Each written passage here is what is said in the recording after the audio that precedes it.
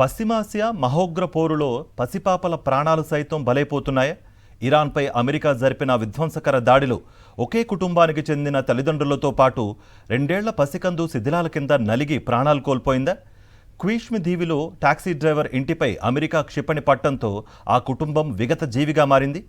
అటు China, India, రష్యాలోని సంస్థలపై అమెరికా కొత్త ఆంక్షల విప్లవాన్ని ప్రకటించింది.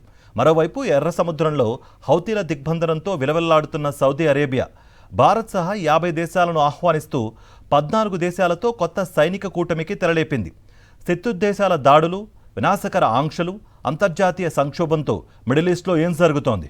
Watch it. అమెరికా ఇరాన్ యుద్ధంలో అమాయక పౌరుల రక్తం ఏరులై పారుతోంది. దక్షిణ ఇరాన్లోని క్విష్మ్ దీవులపై అమెరికా దళాలు జరిపిన వైమానిక దాడి ఒక కుటుంబాన్ని బలి తీసుకుంది.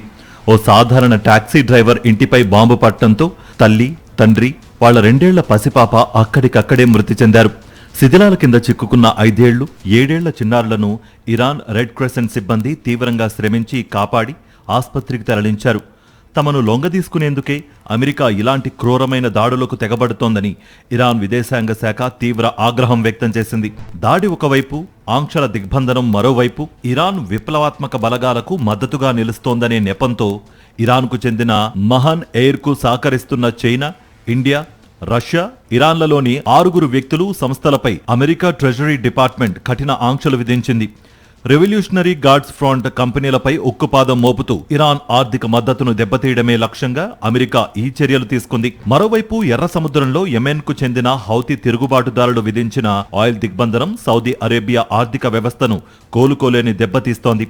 హర్మూజ్ జలసంధి మూతపట్టం, ఎర్ర సముద్రంలో హౌతీల దాడితో సౌదీ నౌకల ప్రయాణం 5వ వంతుకు పడిపోయింది. ఈ సంక్షోభం నుంచి బయటపడేందుకు సౌదీ అరేబియా సుమారు 50 దేశాలను ఆహ్వానించగా ఈజిప్ట్, టర్కీ, పాకిస్తాన్ సహా 14 దేశాలు భాగస్వామ్యానికి సై అన్నాయి. రియాద్ కేంద్రంగా కొత్త సైనిక కూటమిని ఏర్పాటు చేసి సముద్ర మార్గాల్లో దాడులను తిప్పికొట్టేందుకు సౌదీ రంగం సిద్ధం చేస్తోంది. మరిన్ని అప్డేట్స్ కోసం ఛానల్ ను సబ్స్క్రైబ్ చేయండి. నోటిఫికేషన్స్ కోసం బెల్ ఐకాన్ పై క్లిక్ చేయండి.